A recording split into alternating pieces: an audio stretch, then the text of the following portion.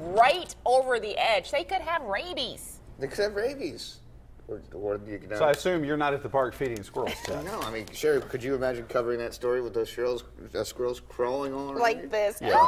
And, No. And they're no longer cute when they get into your attic and they go through the roof, through the soffit, and keeping you up at night. No, that's not very cute. No. Well, we have to deal with some chilly temperatures again, but while we're cold, the whole weather setup around the country has been strange because the West Coast has been in a severe drought.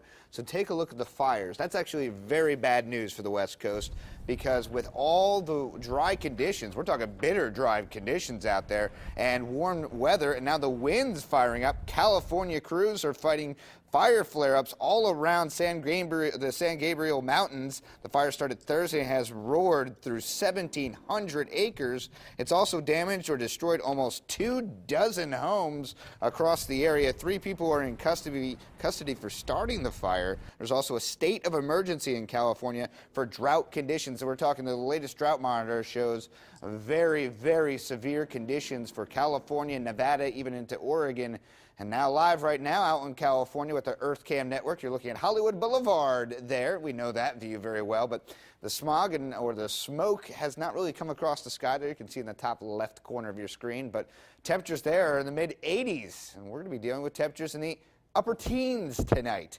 Let's go out to our graphics now. I'll explain what's happening here. What's happened is our jet stream is actually dipping. It's actually gone way up to the north, bringing in that warm air for the West Coast. And it's really set up that all the precipitation that normally comes in from the west and makes its way across the country is now diving in from the north, following that jet stream. That's why we've been having a lot of rain every weekend, and also the cold weather as it dips down and brings that Arctic air. Now also the windy conditions mixed with that dry weather, that's what's causing a lot of dangerous conditions for our friends out in the West Coast. For us, we have a Clipper system that moved through earlier today that brought in some cold and windy conditions today. It's pretty brutal if you're walking out to your car from the parking lot. You probably noticed that, but the snow is well off to the north with this system. Now, other than that, temperatures have been cold. 33 degrees here in Coleman right now. Hamilton 33, Fayette 37, 45 degrees, Tuscaloosa, Alabaster at 36, Clanton at the Big Peach 39 degrees, 35, Ashland,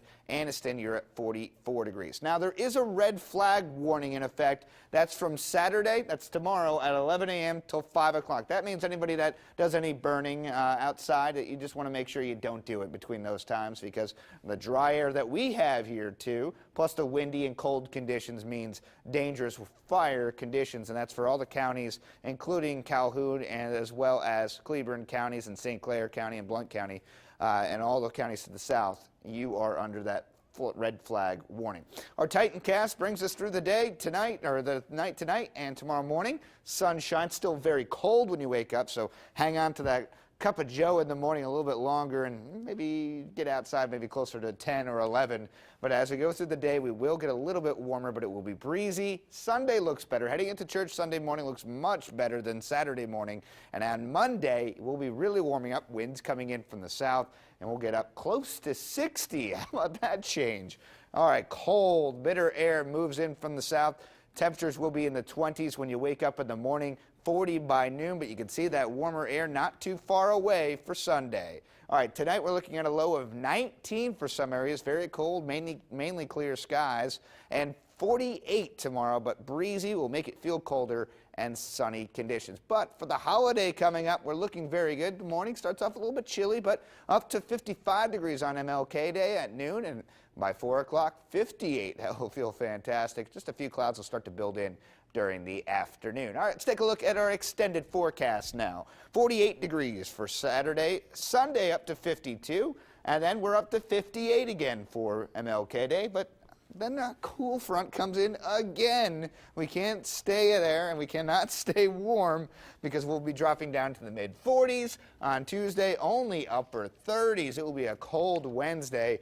We'll see temperatures dipping down into the low 20s once again. So, again, another very cold night ahead. So bundle up. Make sure you check on everybody and check on your pets, and then enjoy the warm weather for at least like 24 hours. 24 hours. It's strange that it goes up and down the way it has been. It's this weather pattern that's affecting the West Coast. We're just kind of getting some of the cold air one part of the week, and then we're getting the warm air the next part. If you don't like it, just wait. It will change. Slowly but surely. All right. Thanks, Ted.